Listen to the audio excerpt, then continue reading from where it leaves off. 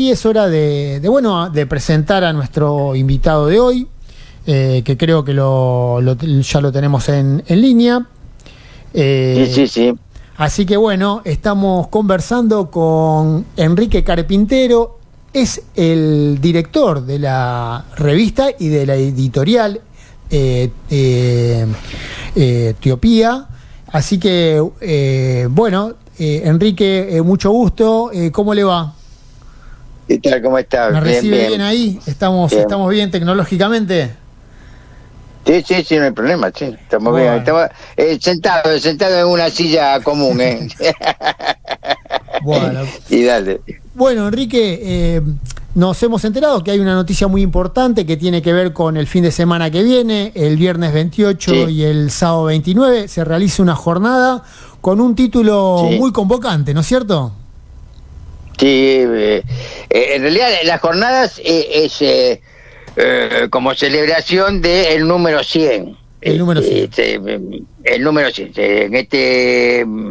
Ahora hemos sacado el número 100, con lo cual implica que hace 34 años que venimos remando con la revista Etiopía y la editorial Etiopía. Las jornadas, en función de este aniversario, el número 100, tiene un título que es Psicoanálisis en el fin de una época. Y básicamente la idea es ir construyendo un pensamiento crítico contra lo que nosotros llamamos la derecha neofascista, que nos está gobernando acá en este país, y que tiene un eje muy importante en el mundo, ¿no? Me parece que es algo que no podemos dejar de lado, no solamente como ciudadanos, sino como psicoanalistas. Si nosotros trabajamos como psicoanalistas y todo lo referido a la pulsión de vida, tener un gobierno que lo que promueve la pulsión de muerte, parece que nos implica y nos convoca en tanto tales, no solamente para trabajar en nuestro espacio clínico, sino también para pensar formas de trabajo en relación a cómo enfrentar toda esta política individualista, de ruptura del lazo social, y básicamente de generar los efectos de la pulsión de muerte, la violencia destructiva, autodestructiva, la sensación de vacío, la nada. Que esto, no es algo que aparece hoy.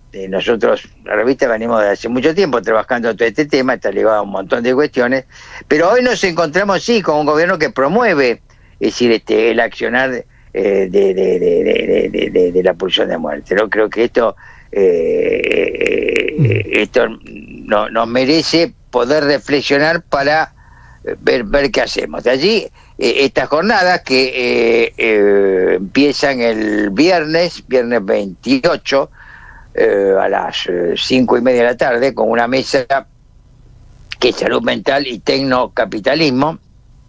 Después hay una apertura de las jornadas, donde vamos a estar Eduardo Brunner y yo, quien le habla. Y el sábado estamos de las 10 hasta el cierre, a la tardecita, con varias mesas, ¿no? Jóvenes en tiempos neofascistas, la clínica en tiempos de traumatismo colectivo, violencia, género y diversidades sexuales, psicoanálisis en el fin de la época. Acá también hacemos un cierre con Juan Carlos Bornovich. Esto es más o menos, en términos generales, lo que planteamos en nuestras jornadas. Aquellos, en todo caso después damos la dirección donde se puede inscribir, anotar, que va a ser acá en Buenos Aires, en Cayo de Corrientes, en la Universidad del Museo Social Argentino. Pregúntame lo que quieras. Bien, o sea que esto es una actividad presencial. ¿Podemos repetir la dirección? Y es virtual. Ojo, es presencial y es virtual, son las dos. Perfecto. Va a ser presencial y va a ser virtual. La dirección se pueden comunicar en nuestra página web www.topia.com.ar. Y si no, pueden poner en topia.com.ar /jornadas, y allí le van a dar todos todos los datos para inscribirse en la jornada que va a ser la semana que viene. Bien, aclaramos. Sí. La jornada tiene un arancel mínimo que para sostener las jornadas, pero bueno, hay descuentos. Inclusive nosotros hicimos toda una oferta al Colegio de Psicólogos y ahí al programa, donde ofrecimos 2 becas y bueno, y descuentos a aquellos que se quieran inscribir. No sé cómo lo manejaron ustedes, pero bueno, aquellos que vengan, sí, aquellos que se inscriban en nombre del programa van a tener un descuento especial, además de todos los descuentos que tienen. Bueno, desde ya recontra agradecidos, nos recontra sirve, y seguramente los matriculados deben estar, o los profesionales o los estudiantes de psicología que en estos momentos están escuchando, que son muchos por la zona, van a estar interesados. Vamos a repetir el número del programa para aquellos que estén interesados en la posibilidad de poder acceder a estas jornadas de manera gratuita, de acuerdo a lo que nos están brindando la gente de Topía. El contacto es 11 21 69 56 90. Repito, 11 21 69 56 90. Los que se comuniquen a la radio van a tener la posibilidad de manera gratuita de acceder a estas jornadas de la editorial Topía, de la revista Topía, psicoanálisis en el fin de una época, que se va a dar el viernes y el sábado que viene, de manera presencial, ahí en la facultad, ¿cómo era la facultad? ¿Museo? Es la Universidad Museo Social Argentino, es Corrientes 1723, es Corrientes y Callao. Corrientes y Callao, bien. Después, Universidad Museo Social Argentino. Por supuesto, entrando a la página de Topía, bueno, están todos los datos ahí. Obviamente, están todos los datos y se pueden comunicar, exactamente. Que se comuniquen y se presenten como parte del Colegio de Psicólogas y Psicólogos del distrito. Así que bueno, buenísimo. Y acá, digamos, hay como esto que ustedes caracterizan, el psicoanálisis en el fin de una época, bueno, el fin de una época y el comienzo de otra, ¿no? Porque bueno, comienza... este es todo un tema. Nosotros casualmente... este es todo un tema. Claro. Ojalá fuera el fin de una época y el comienzo de otra. No. Estamos en el fin de una época y no se sabe qué comienza. No se sabe que creo que este es el punto central. Este es el punto central de incertidumbre, de angustia. No se sabe. Vemos situaciones muy complejas, muy insólitas. Hoy estábamos conversando con un colega sobre cómo una parte de la comunidad judía en Francia vota a la derecha de Le Pen, cosa que es insólito realmente. Sí. Pensado de otras épocas, ¿qué está pasando en el mundo, ¿no? ¿Qué está pasando en el mundo para que ocurra esto? Sí. Es decir, de que parte de la comunidad judía vote a la derecha fascista de Le Pen, ¿no? Es decir, derecha que estuvo contra el Holocausto.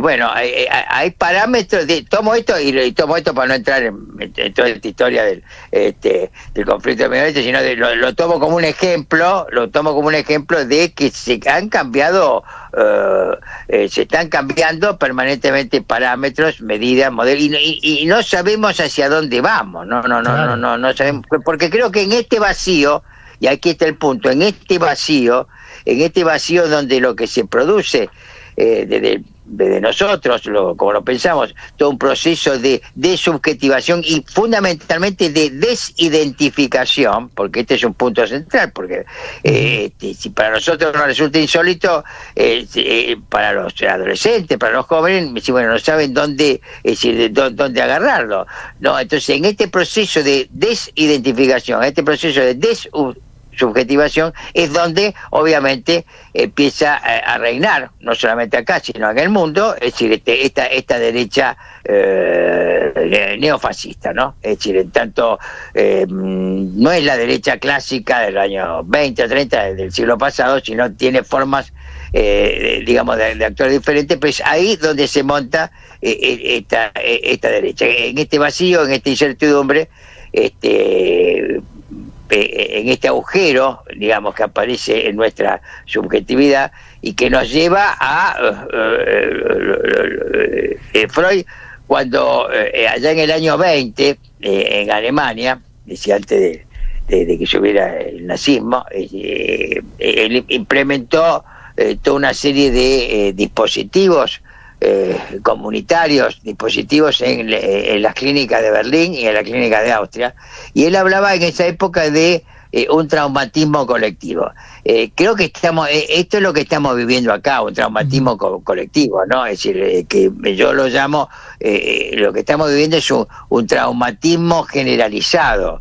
Yo digo que hay un exceso de realidad, hay una realidad que nos está excediendo y que nos resulta muy difícil de poder simbolizar, muy difícil de poder elaborar. Es decir, con lo cual nos lleva a este traumatismo generalizado y que en algunos, en algunas personas, se transforma en un traumatismo que lleva a todo esto que yo hablaba al principio de los efectos de la pulsión de muerte. Es decir, una de las cuestiones que hoy son tremendas es el aumento en forma significativa, casi podemos decir que en algunas zonas del país es una pandemia de suicidios, es decir, adolescentes, ¿no? Y suicidios de jóvenes, para tomar de nuevo otro ejemplo. Entonces, desde aquí, esto obviamente de allí la idea de la jornada de cómo pensar, cómo reflexionar, es decir, nuestra práctica clínica metida dentro de decir todo este problema que estamos atravesando, no solamente los pacientes, sino también nosotros como terapeutas.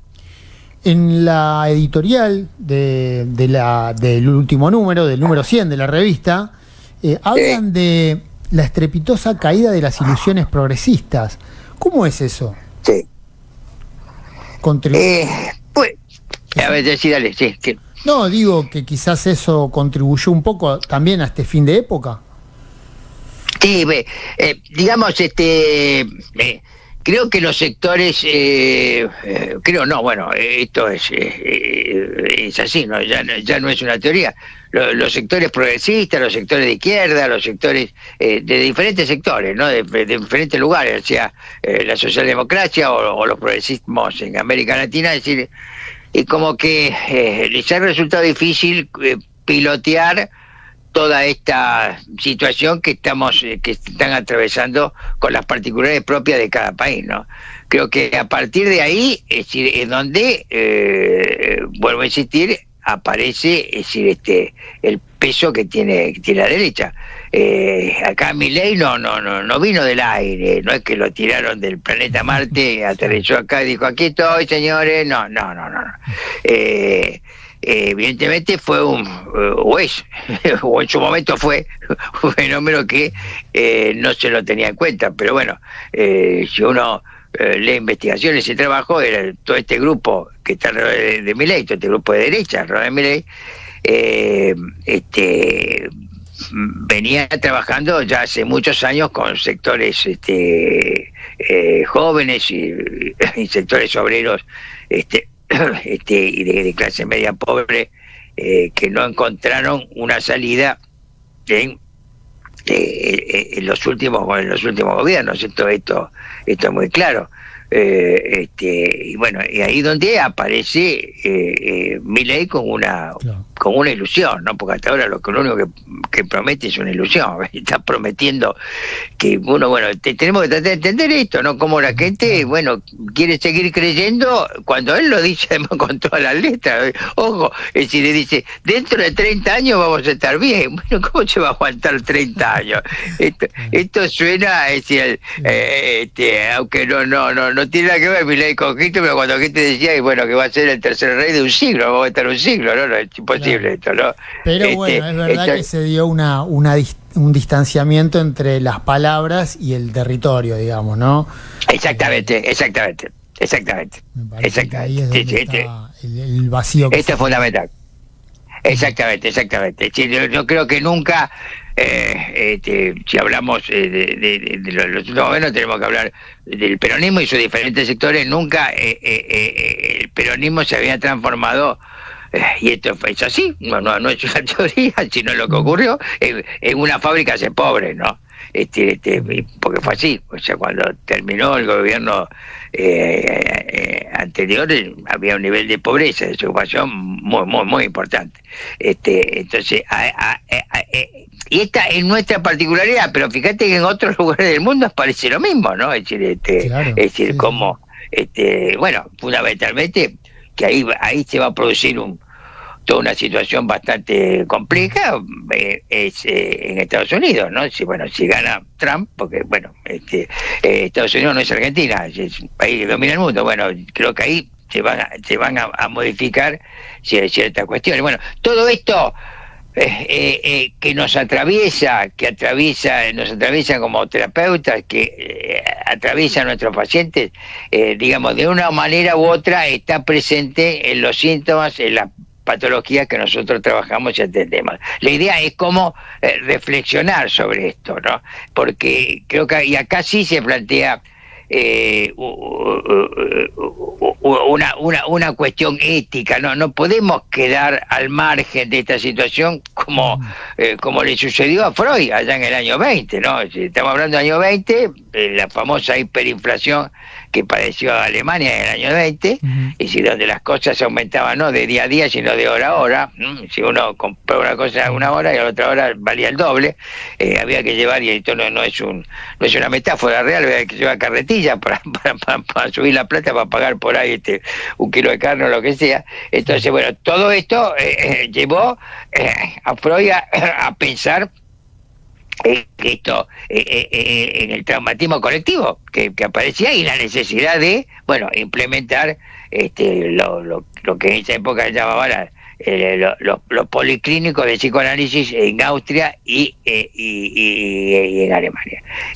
Creo que, bueno, por supuesto que es importante que las cosas que pasan, la subjetividad de la época, las cuestiones que pasan a nivel social repercuten de determinada manera en el consultorio, y no tenemos que aislarnos de esto, ¿no? Y seguramente el síntoma es singular, las cuestiones que a cada sujeto le pasan es un análisis diferente, pero también el profesional tiene que estar de alguna manera teniendo en cuenta estos parámetros, ¿no?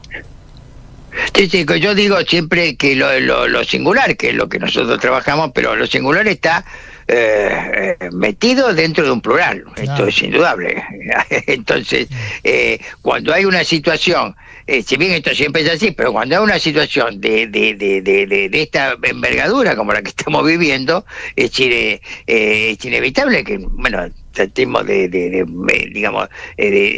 ver qué es lo que está ocurriendo, porque esto es lo que nos plantea una ética donde no podemos mirar para el costado, como yo decía al inicio de esta conversación, de un gobierno, de una sociedad donde lo que promueve son los efectos de la pulsión de muerte, ¿no? Creo que ahí hay que tratar de generar acá lo importante es cómo generamos, es decir, por un lado está nuestra práctica clínica, pero por otro lado cómo generamos espacios donde nos podamos encontrar, porque ahí está el punto, ¿no? Es decir, espacios que puedan hacer comunidad, como decía Spinoza, ¿no? Porque creo que ahí es donde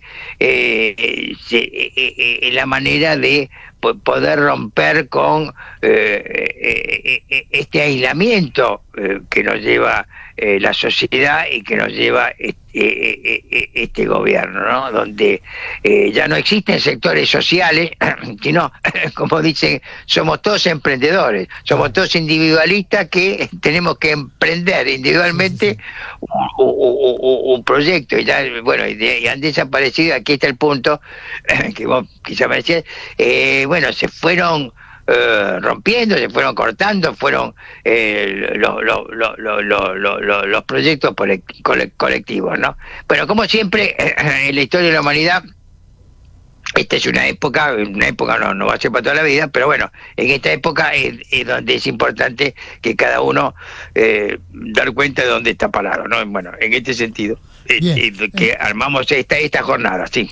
Enrique, bueno, volviendo a la editorial Topía, me gustaría preguntarte por un libro que me llamó mucho la atención, donde estás como compilador, que se llama Un psicoanalista en el 2050. No tuve el gusto de leer todavía las publicaciones, recién hoy me metí, me estuve al tanto de las publicaciones y la producción que tienen ustedes, pero me llamó la atención este título, o sea, imaginarse, ¿no?, nuestra función dentro de algunas décadas, bueno, abre un montón de preguntas, ¿no?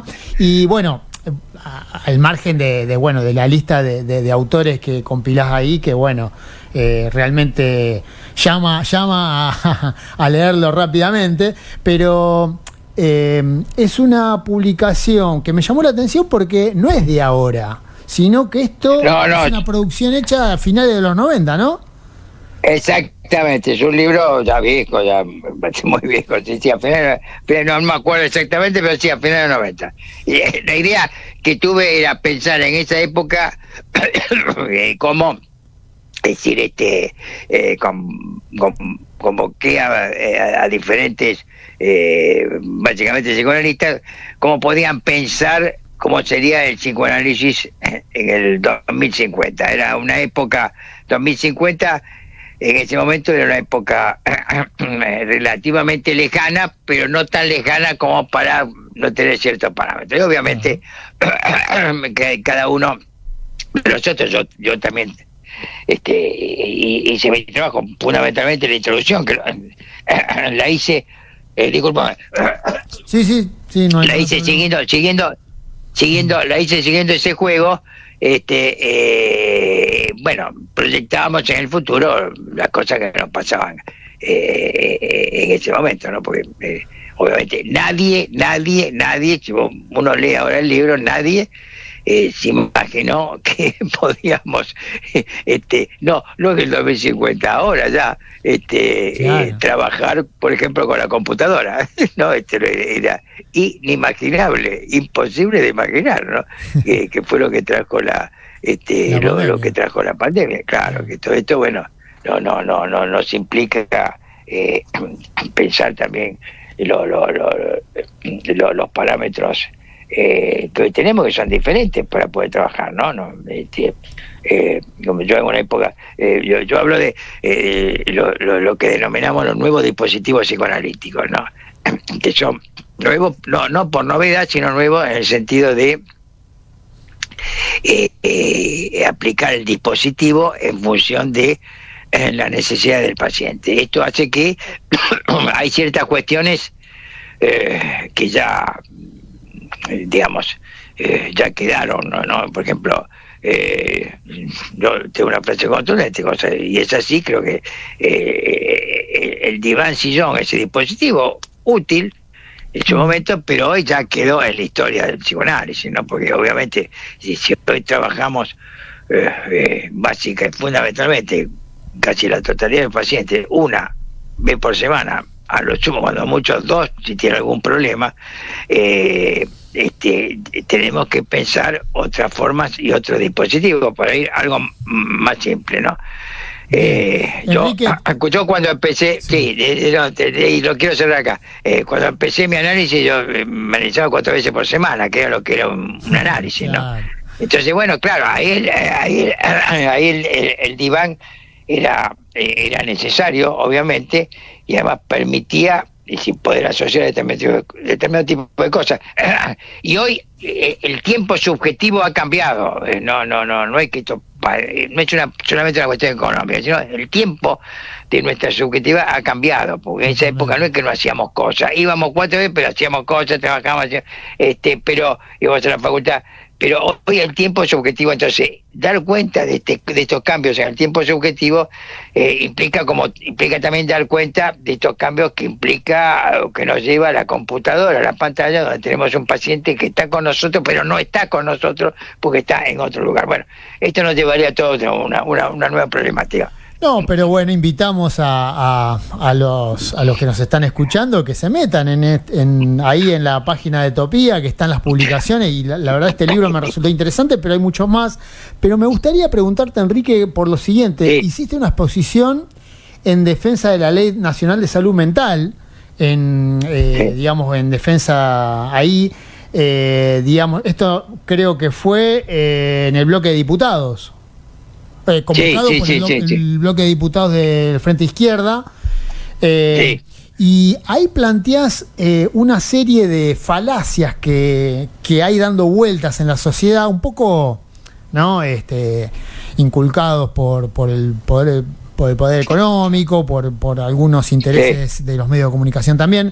Estas falacias que andan dando vuelta con respecto a la ley de salud mental, que bien tiene su problemática, pero no tanto como lo que quieren hacernos trascender. ¿Qué es lo que sacás en concreto de lo que te tocó exponer ahí con los diputados? Mira, acá fundamentalmente nosotros venimos apoyando la Ley Nacional de Salud Mental.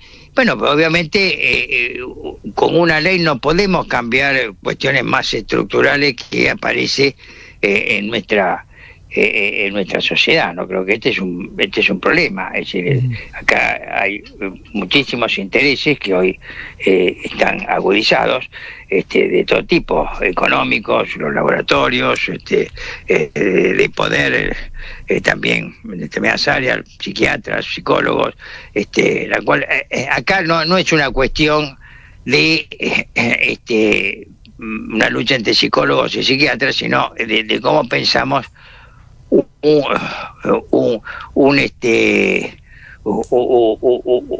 proyecto de atención en salud mental basado en el trabajo comunitario. Y bueno, y aquí nos encontramos, en función de todo lo que hablamos antes, claro, con una cultura, una sociedad que va a contramano. De allí que, bueno, muchas cuestiones en relación a la ley quedan en palabras, y queda también el hecho y el esfuerzo de muchos compañeros que están trabajando en hospitales, en servicios comunitarios y demás, que hacen que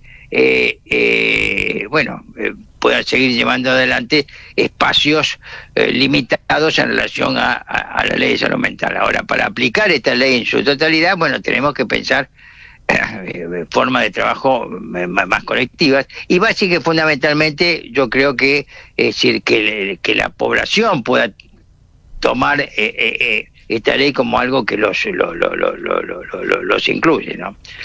Creo que esto sería la cuestión.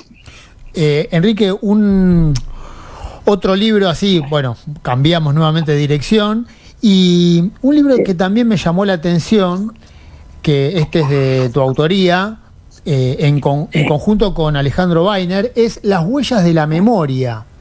Y ahí haces una recopilación un poco de la historia de cómo se fue dando, ¿no? nuestra actividad, el crecimiento del psicoanálisis, y lo dividís en 2 tomos, ¿no? Hay como una división de época clara.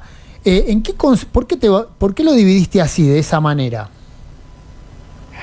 Bueno, mira, este es un libro que hoy se transformó en un libro, digamos, de consulta, no solamente acá, sino en el mundo, porque es la primera y hasta ahora la única investigación de la historia de la salud mental en los 60 y 70 acá en la Argentina. Fue un libro que nos llevó con Alejandro 9 años de trabajo, de una investigación muy fuerte. Ahí está la primer lista de desaparecidos en el campo de la salud mental, que hoy sigue siendo, y bueno, y tomamos un trabajo con más de 100 horas de investigación. Bueno, fue un trabajo de un esfuerzo muy grande. Básicamente tomamos 2 épocas, es decir, una hasta el 57, que es cuando se crea la Dirección Nacional de Salud Mental. Aparece la carrera de psicólogos acá en Cava, en la ciudad de Buenos Aires, que si bien ya estaba la carrera de psicólogos en Rosario, esta adquiere una magnitud muy importante. Y se crea el primer servicio de psicopatología de salud mental.